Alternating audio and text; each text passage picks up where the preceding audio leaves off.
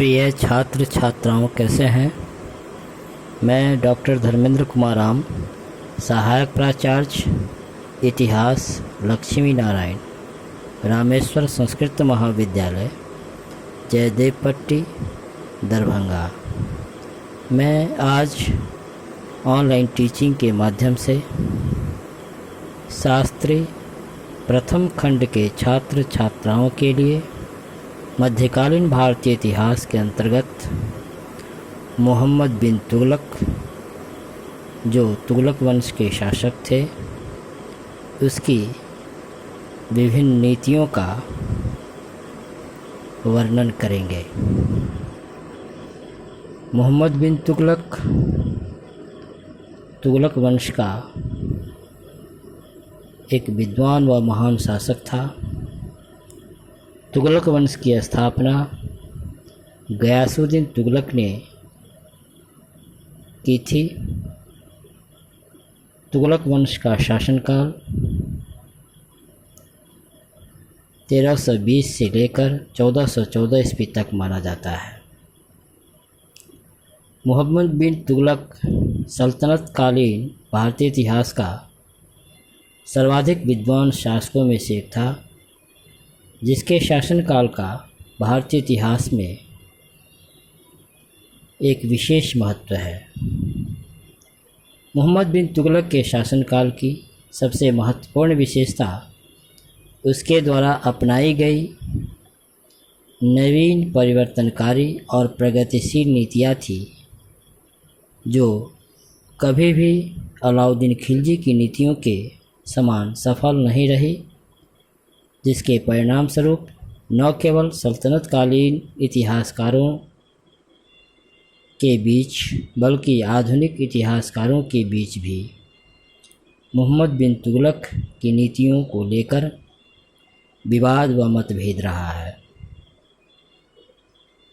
गयासुद्दीन तुगलक के उत्तराधिकारी के रूप में मोहम्मद बिन तुगलक ने अपने साम्राज्यवादी हितों को ध्यान में रखकर कुछ नवीन आर्थिक एवं सामरिक नीतियों को लागू किया, जैसे उसकी दोआब क्षेत्र में लगान की राशि में बढ़ोतरी तथा अमीर-ए-कोही की स्थापना की नीति, जहां आर्थिक स्थिति को मजबूत करने के उद्देश्य से प्रेरित थी।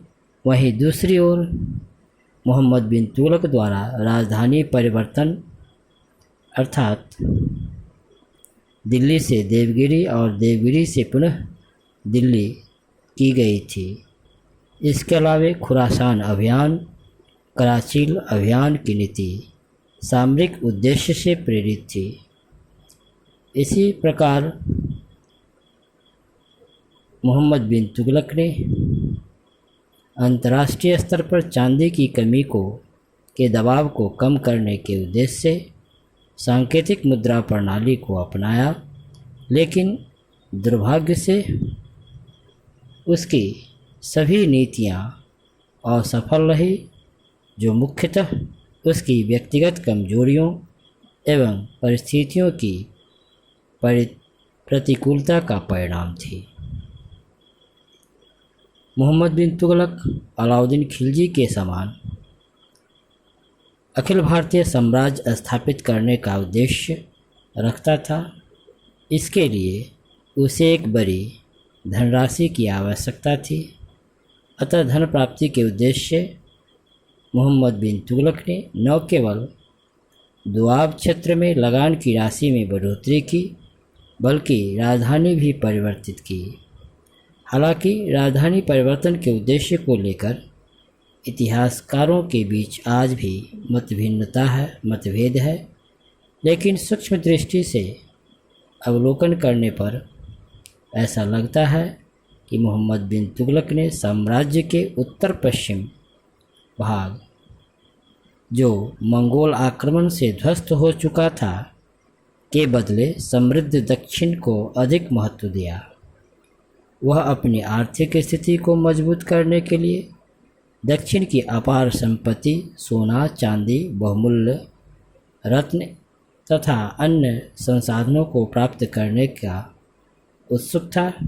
इसलिए उसने दक्षिण पर प्रभावशाली नियंत्रण स्थापित करने के उद्देश्य से राजधानी को दिल्ली से दौलताबाद अथवा देवगिरी स्थानांतरित किया। परंतु भारत के विशाल तुर्की साम्राज्य के लिए दौलताबाद एक आदर्श राजधानी साबित नहीं हुआ, क्योंकि यहाँ से उत्तर पश्चिम तथा पूर्वी भारत पर प्रभावशाली नियंत्रण स्थापित नहीं किया जा सकता था। साथ ही राजधानी परिवर्तन को लेकर प्रशासनिक अधिकारियों और उलेमा वर्ग में तीव्र असंतोष भी था। यही कारण है कि तुगलक की राजधानी परिवर्तन की नीति न केवल असफल रहा, बल्कि इस नीति से राजकोष पर अतिरिक्त दबाव भी बढ़ा।